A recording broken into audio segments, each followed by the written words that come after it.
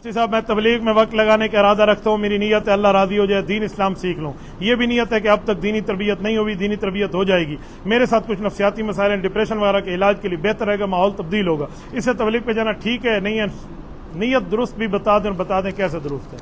पहला तो बंदा अगर तेरा अक्ल शक्ल तो मसला तो तबलीग वालों को औखा करे से, अगर वाकई कोई अक्ल का मसला है तो आप तो उनको मुश्किल में डालोगे। तो इसलिए पहले इलाज करा लें फिर तबलीग पे जाएं।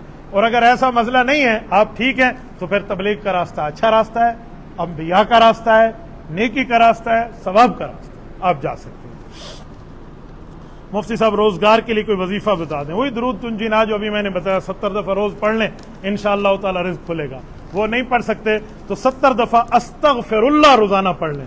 जो सिर्फ अस्तगफिरुल्लाह पढ़ता है उस पर रिज़्क़ के दरवाजे खुलते हैं। मुफ्ती साहब, आयत करीमा का खत्म पढ़ने का सही तरीका बता दें। मैंने तो सुना है 333 दफा ला इलाहा इल्ला अंत सुब्हानक इन्नी कुन्तु मिनज़ ज़ालिमीन एक जगह बैठ के पढ़ लें तो आयत करीमा का खत्म और उससे बलाएं टल जाती हैं। मुफ्ती साहब, सुबह शाम की तस्बीहात हैं, वो सुबह शाम की नमाजों के बाद पढ़नी चाहिए या सोने से पहले?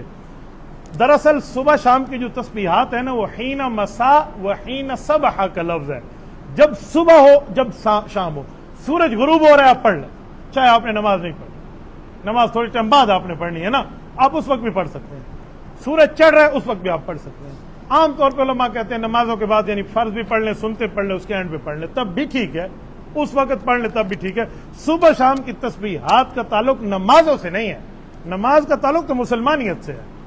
ये तस्बीहात इससे अलग। अल्लाह न करे आपकी कभी नमाज कज़ा हो गई है तो आप तस्बीहात भी छोड़ दें, तस्बीहात तो पढ़ लो, उस दिन के जिन तो भाग जाएंगे ना आपसे। तो इसलिए रोजाना की तस्बीहात होनी चाहिए।